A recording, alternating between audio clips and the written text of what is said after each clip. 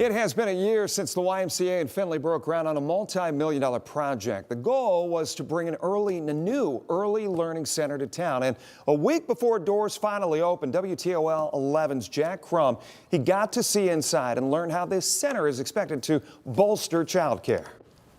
We had people walk in for the first time who've been volunteering for the Y for a really long time and just cry and think, oh, this is what kids need. Kids in Findlay could get a big boost next week when the YMCA officially opens the doors on a new $9.5 million early learning center. We had private donors along with state donors, all raised locally.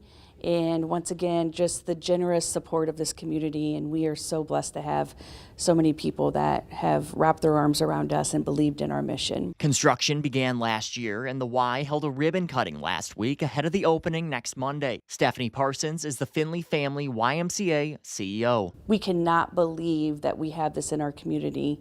And we're so lucky to have such a beautiful building, state-of-the-art facility for our children. We also have a sensory room. We have a gross motor space. Both of those spaces were designed by an occupational therapist and an occupational therapist assistant who said this is what children need. Early Learning District Director Carrie Redmond says the biggest difference between the new center and the old one boils down to accessibility. Part of that is taking stairs out of the equation. The old center has 3 floors and the new one has 1. We designed it so all kids could be here.